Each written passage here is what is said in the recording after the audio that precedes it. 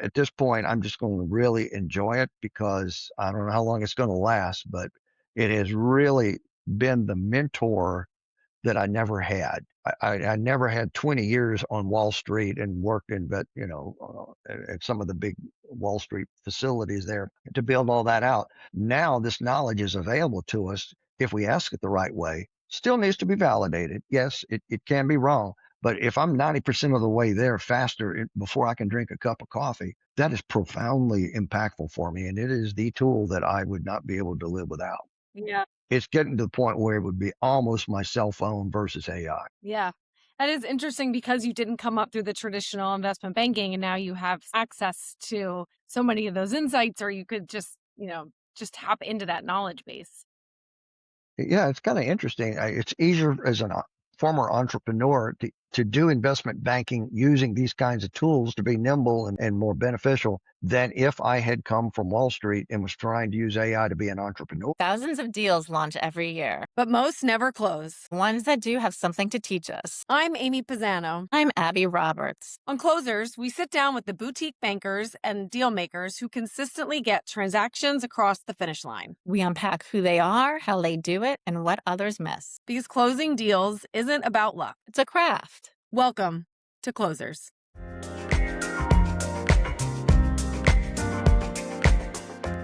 Well, hello. Welcome to the Closers podcast. Today, we are very excited to have Dale Sizemore joining us. Dale, thank you for joining the Finalis podcast. My pleasure, Amy. It's good to be able to share ideas together. Thank you so much. Well, why don't we get started with a bit of a background? I know you've had a very diverse start and have worked in a lot of different areas. So tell us kind of how you got into banking and M&A advisory. Thank you. Yeah, this has been an interesting journey. I came to the investment banking through the entrepreneurial journey.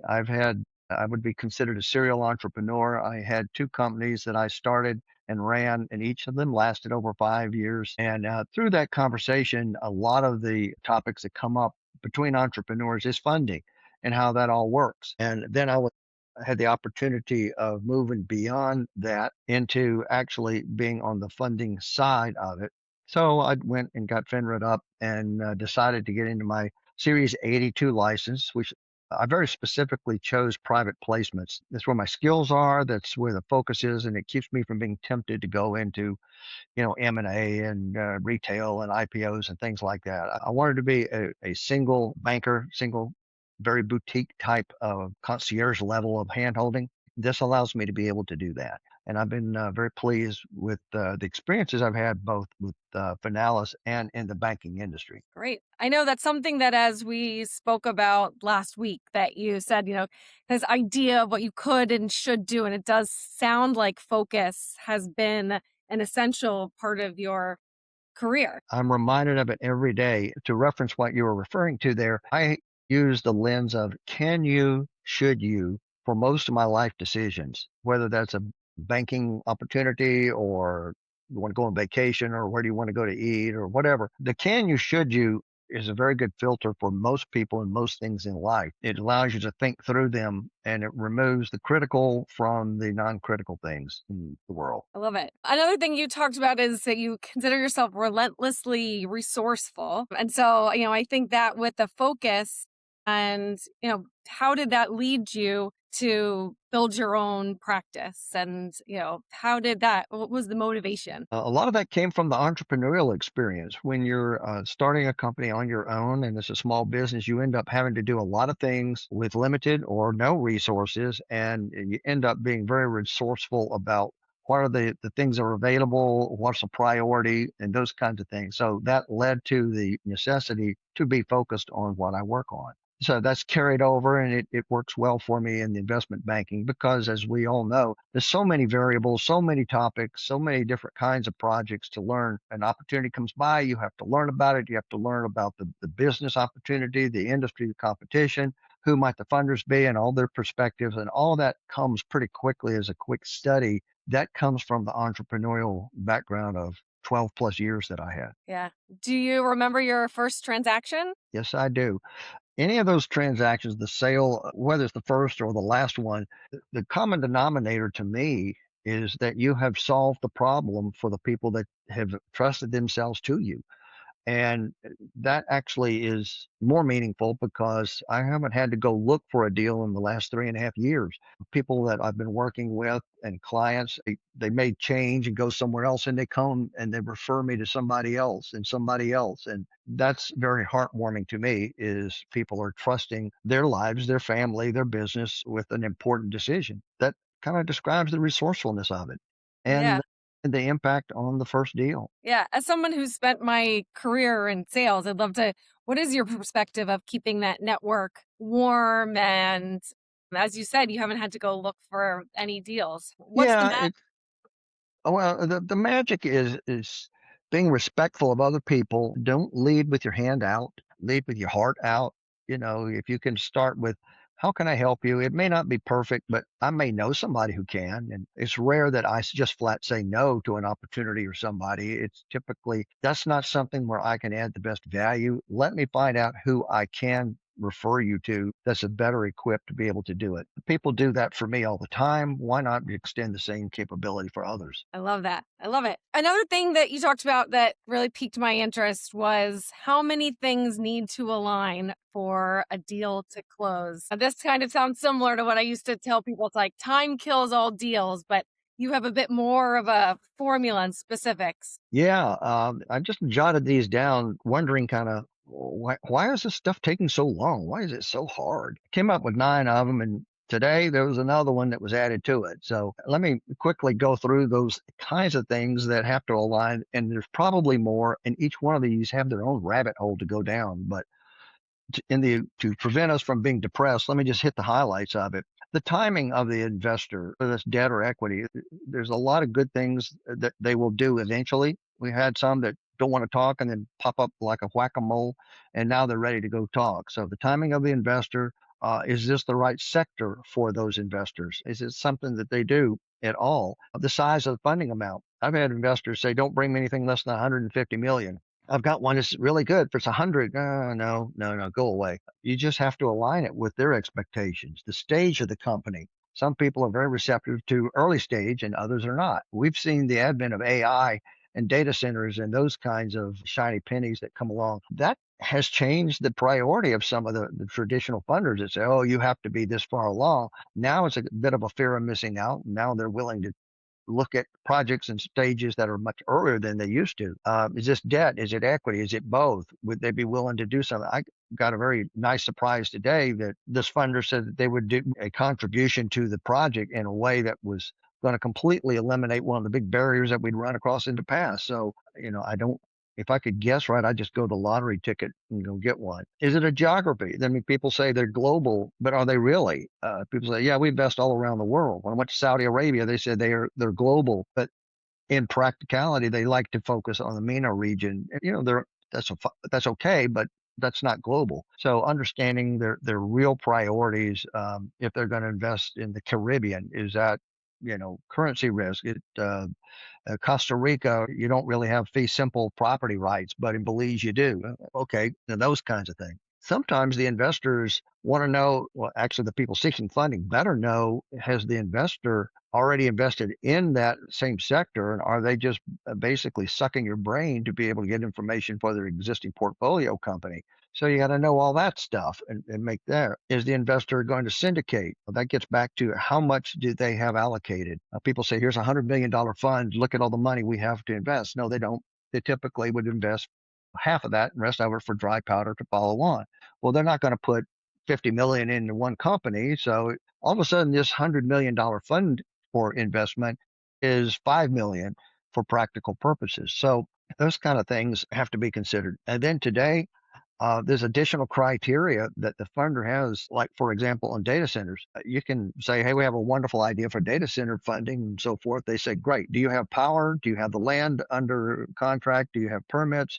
And do you have an offtake agreement?" If you don't have the answers to those, stop talking. It's surprising sometimes how simple it can be. All of those have to align, and our job as the banker is to help nudge those in the right direction, steer them, establish right expectations for everybody. Right. And I would imagine helping them avoid surprises because many of them probably don't know what they're getting themselves into and haven't seen the movie quite as many times. Yeah, entrepreneurship and investment banking are a lot like being a parent. I'm not sure if we knew what we were all getting into, we would still do it. We're in it now, so we have to just make the best of it. Yeah.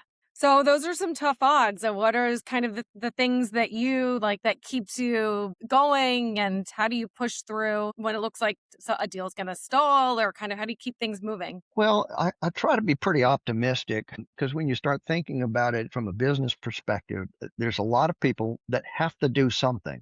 There are investors that have to put their money to use. There's those kinds of things. So the investors have to spend money. There are people that have got good projects evolving all the time. So we just have to evolve and be able to say, okay, how do we match them together? How do we make that happen? So a bit of the matchmaking.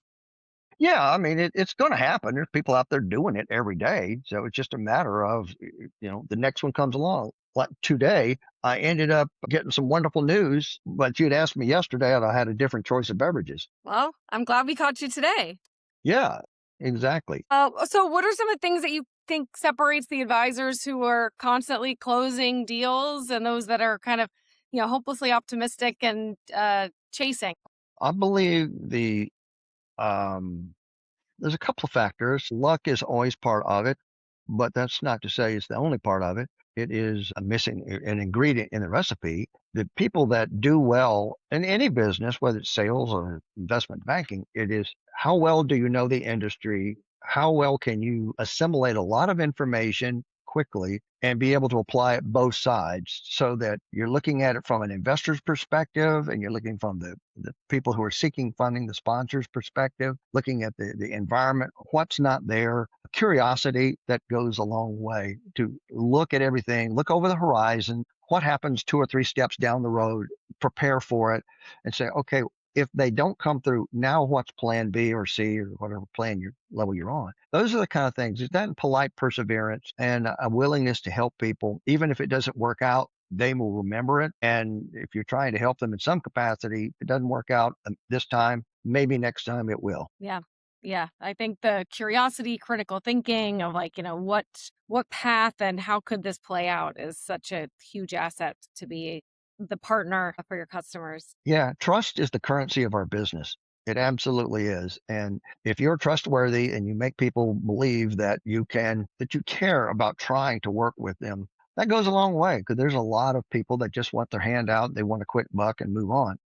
If Yeah. it was easy, people wouldn't need investment bankers. Very true. When we spoke last week, you had a great story about when you used compliance as kind of part of your due diligence tool. And I know it was about Belize, which is one of my favorite places. So it really stuck with me. Yeah, I've used it in a lot of different ways. Sometimes there are ecosystems or opportunities that they look good on paper, but they're not a good fit. But sometimes there needs to be a course correction, shall we say, or an expectation alignment. The registration with FINRA and working with Pinellas and being an investment banker, even if it's a debt project that wouldn't be a security, the idea of saying, I need to check everybody out. I need to check everything out on this before I want to risk my reputation and invest my time and effort and money with any of these projects. It's sometimes easier to say, here's the checklist that has to be done. And they may shy away from it and say, nah, I'm not ready, or no, I see an impediment here, or no, never mind. I try being optimistic again. I'm trying to take this compliance, or some people call it the Department of No. But if you say, research all this stuff, I'm sorry, it's not going to be a good fit for us. Let them illuminate it instead of us telling them. Yeah. Yeah. It's, sometimes it's having somebody kind of put their own skin in the game and do the work and possibly opt out. Yeah, it's always good for everybody to have the same expectations and a good project, but when they find out all the things that have to happen and all the players and timing and all the other stuff that goes on, it's important to have the consistent expectations, shall we say. Yeah. And I know you've been part of the Finalis ecosystem longer than even I have. So I'd love to, get your perspective on what it means to be part of this type of community and where you've been able to share your learnings or connect with others. Sure. I am among a handful of people that I'm aware of that came to the investment banking as an entrepreneur. I have seen what happens in an early stage company that's setting out on the journey and having to adjust and move forward. And it's been about 4 years now that I've been with Finalis, and I've watched it. It's to be expected. Not everything that comes out is wonderful. Other things are brilliant. I get it. That's the entrepreneur. As a matter of fact, if people just stuck their flag in the sand and said we're not changing, that would be a suspect. So the evolution of Finalis and how it's going after the market and adjusting and bringing in new tools like AI and others, that is comfortable to me. That has allowed me to be able to take advantage of the things that I need, the things that I don't need just yet. I know they're there. One of the better things that I have experienced is the camaraderie between the other bankers, the ability of catching up with other people, learning where to go. If somebody needed fashion goods or, industrials or some goofy thing, again, getting back to the don't say no, it's not right for me, but I bet I do know who it is. It could be Brian. It could be Greg. It could be this one or somebody else. That helps a lot. And why not? People help me out. And the ability of having an ecosystem of like-minded people is very, very helpful to me. Yeah. Yeah, it's great, and it's great to see how people come from different backgrounds and have that entrepreneurial spirit to, kind of go it either alone or with a few peers. And it's one of the things I'm excited about with Finalis to continue to invest in bringing people together.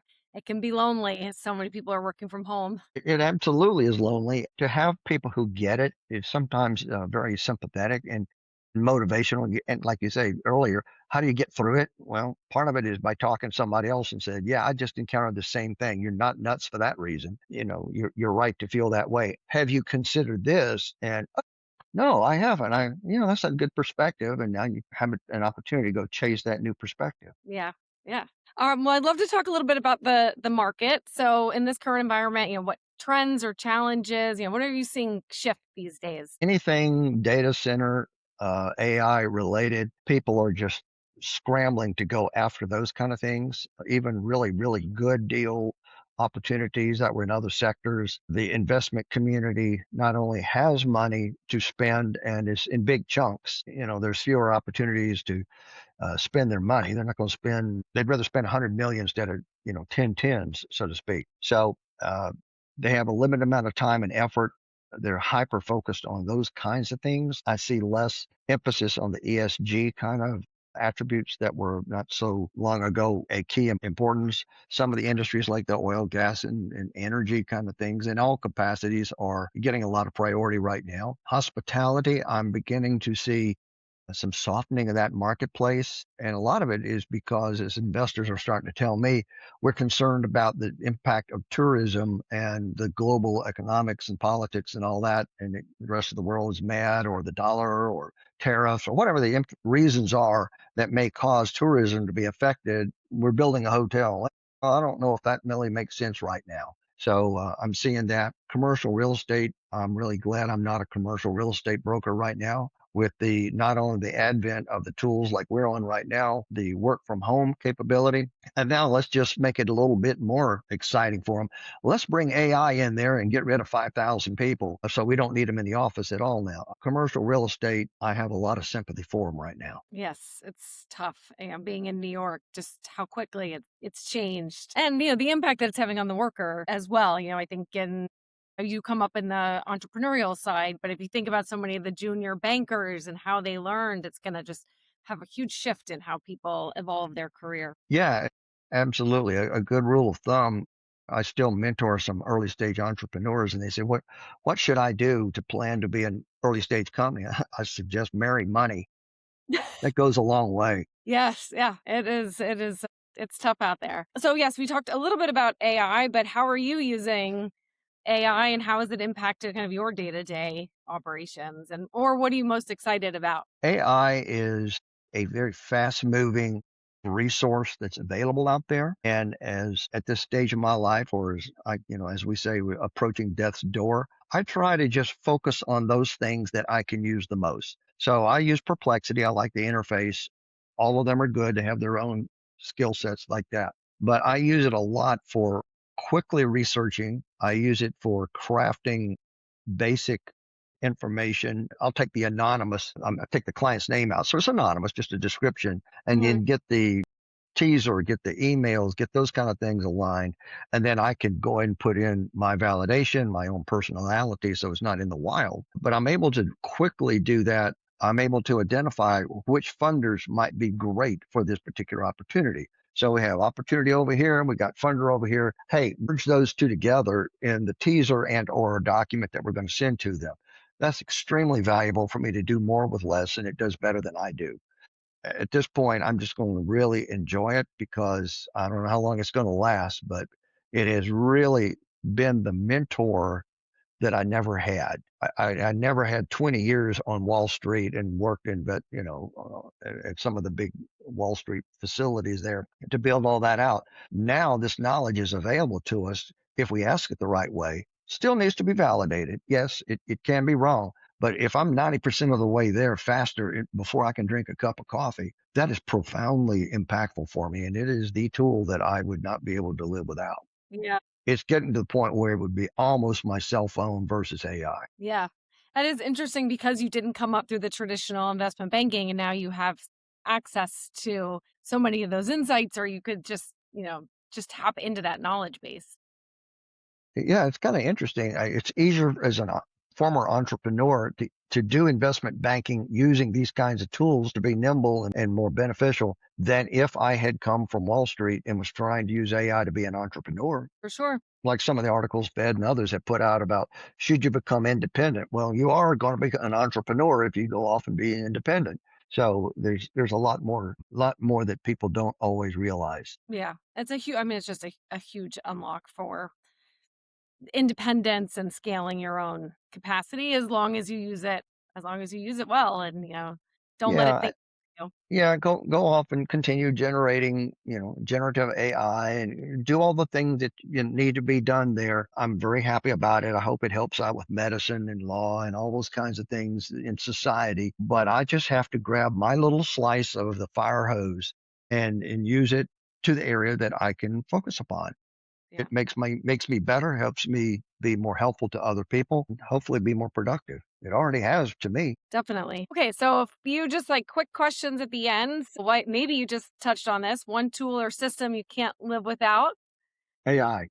AI, and then I guess number I two, use on. Perplexity. I use Perplexity because I like the interface. It's good for research. I don't do a lot of pitch decks. I don't do a lot of presentations and that kind of stuff. So the Claude type power of that kind of stuff, or some of those other expertise areas of the other chat GPTs or Grok or XAI or whatever those other ones are, good for them. I don't happen to need them as much. I will go into multiple AIs with the same query to get the same, look at the answers and try to synthesize. Is there any incremental new knowledge, or does one conflict with the other, for example? Check each other's work a little. Yeah, Yeah.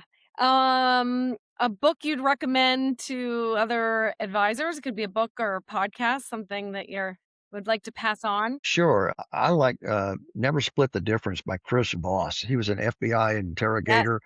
It's a really good one, and it helps. We're in the business of negotiations. Sometimes it feels like a hostage negotiation. Those are some great tips for people. It's easily read, easily implemented as well. That is a So great book. I actually took a seminar with Chris Voss that's pretty 5 cool. or 6 years ago. It was a large sales seminar and had read the book. So that's a very good one. Yes. And then one piece of advice you'd give your younger self when starting out your career. Without being too pessimistic, I was raised in a generation which was sit down, shut up, go to school, make good grades, and your employers will take good care of you. That was designed for factory workers. It Yeah. was not designed for a lot of reality. I would have told myself, follow the rules, and I still follow the rules, but kind of watch out for yourself more. There's a way, protect yourself.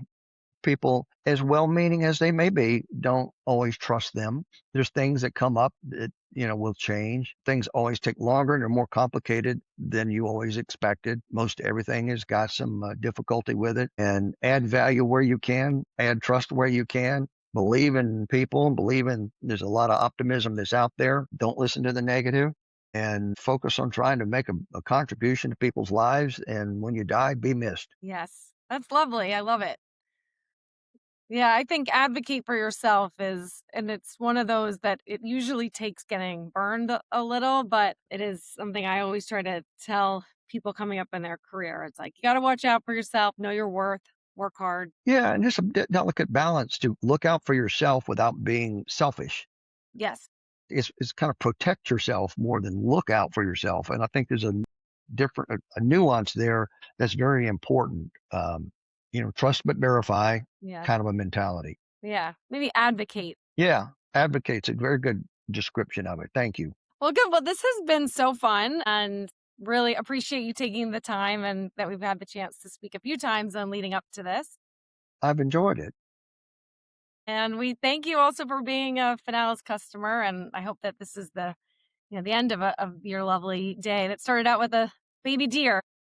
Yeah, it was turned out to be nice to start out by feeding a deer, and I could have petted him, and it got better from there. And it's nice to be able to catch up with y'all. Thank you for what y'all are doing at Finalis. And as I said last week, if there's things that y'all want to bounce off people as an entrepreneur or another set of eyes before they're fully baked, I'm happy to offer that. If we don't give back, then we don't really have the right to demand the perfection from y'all. That's the Thank only you. way to learn about what the customers really use and need. Yes.